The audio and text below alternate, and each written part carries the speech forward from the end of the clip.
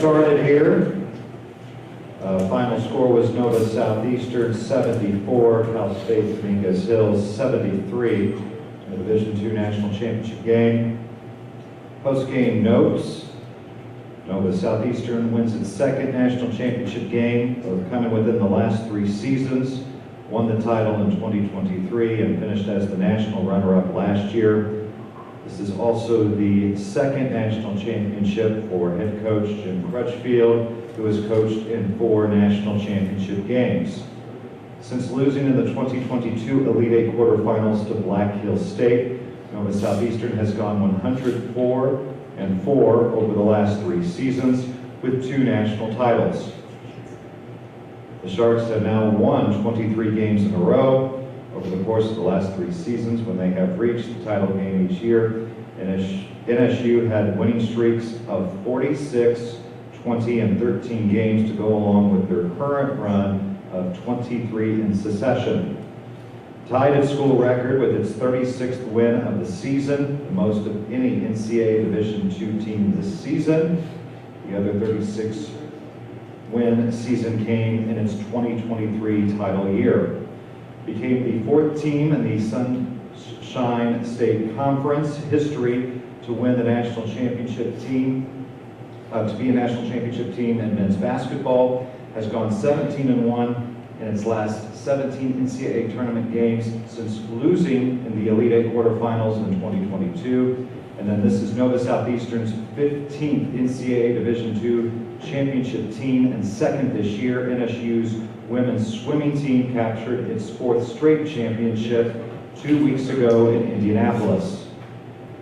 Announcing the all-tournament team, Ricky Lujan of Dallas Baptist, David Cheatham of Cal State Dominguez Hills, Jeremy Dent-Smith of Cal State Dominguez Hills, Dallas Graziani of Nova Southeastern, and the most outstanding player from Nova Southeastern is MJ Iraldi.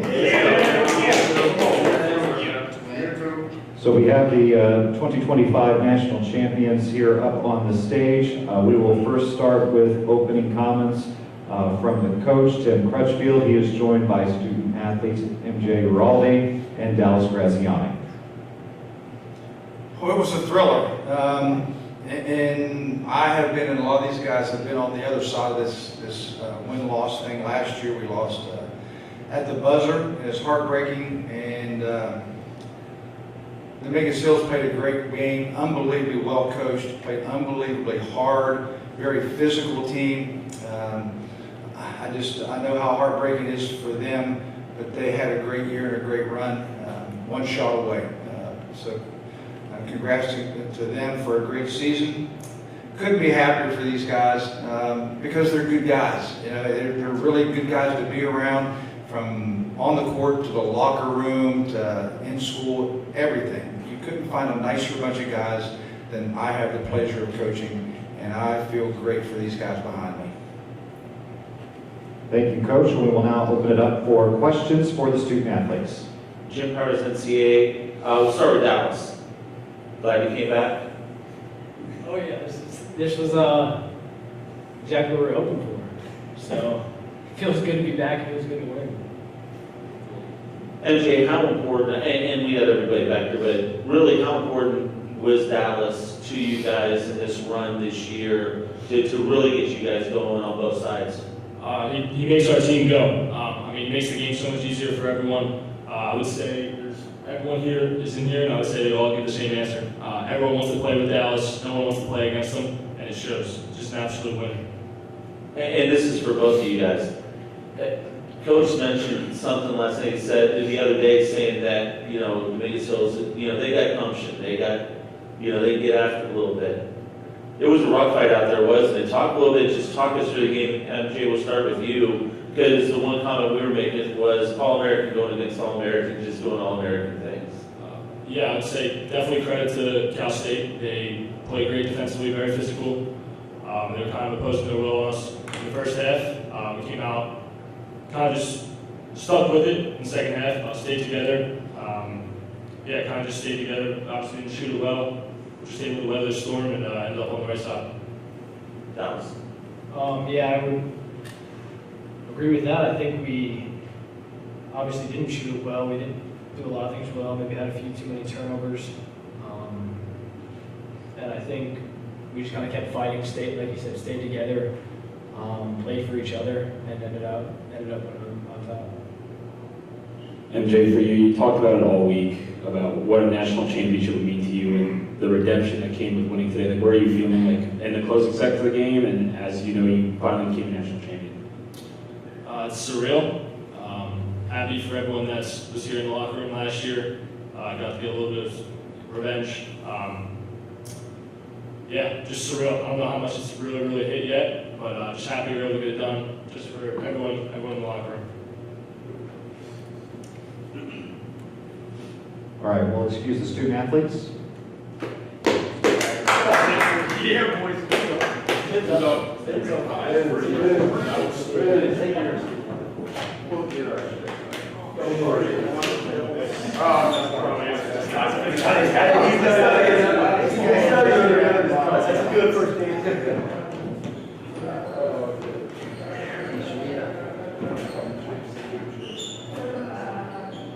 And we'll now open it up for questions for the coach. Coach, I'm going to ask you the same question I just asked MJ in Dallas. There was a rock fight out there. They just didn't give up, and they just, went toe-to-toe with you guys. Talk a little bit about the game plan, and talk a little bit about just how that game was going back and forth all afternoon. Them being such a physical team, it really reaped some dividends for them. We tried to run a couple sets, couldn't make the rhythm pass into the post. Part of the thing we talked about to correct was we have to be more physical than we were in the game. We're kind of getting manhandled by them. And they're a very mature team, they're very strong, and it lended itself to that type of game. Some people might say it's a little bit of an ugly game. Shooting wasn't that great. We were 3 for 21, they were 6 for 21. But you have nights like we did Thursday, where we make 12 of 24 or something, and things go great when you're making shots. When you're 3 for 21, you got to find a way to win. And they were, basically when we're not making shots from the perimeter, Riker Cistric is kind of a go-to guy for us. I think Riker Cistric actually has evolved into, if not the best player in the country, one of the best players in the country right now. His game just keeps getting better. And I think they knew that. And they worked really hard to neutralize him, and be physical with him. But, I don't know how the fans looked at it. It maybe wasn't the most beautiful game to watch, but when it's that close and guys are playing that hard, that's an exciting game for me. Talk a little bit about, MJ and Dallas first, and then we'll get into the other guys, but just what they've meant to you, your program, Dallas taking the year and then coming back. I mean, that just shows what the Nova Southeastern program is all about. He came back because there were people who use his culture, and the players make the culture. And I wouldn't blame Dallas for wanting to come back. I think it's a great decision to play with the guys he played with here. Our system fits in pretty well, up and down, and players making decisions.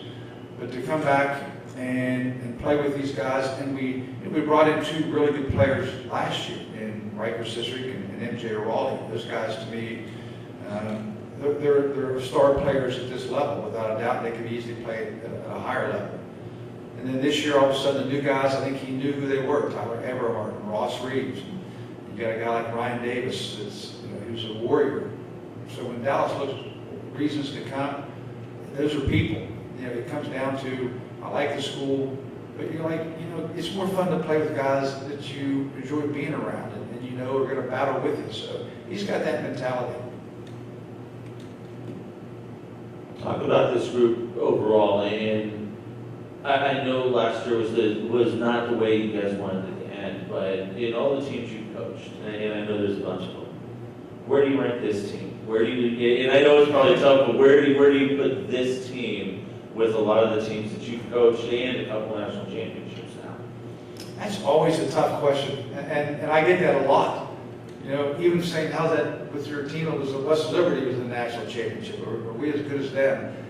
I really don't know. I wish you could put them on the court together and find out. I love competition. I hear, how would you do if you're playing Division I? I'd like to find out. Can't find a Division I to play us. We'll play anybody right now, that's for sure. We're playing pretty good. We're open to playing to find those kind of situations out. The problem with playing the team 2 years ago would be, I got guys like Ryan Davis from Dallas Girls, I'd be like, which team am I on now? You know, that's the age-old question. You know, could Rocky Marciano beat Muhammad Ali? Who knows? You know, who knows the answer to those questions?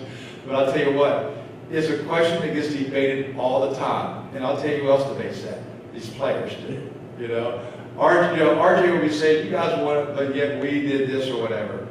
You know, last year's team was one shot away from winning a national championship. This team was one shot away from not winning a national championship. So to say, well, they won the national title, so that makes them that much better, it doesn't work that way. So to answer your question, I have no idea.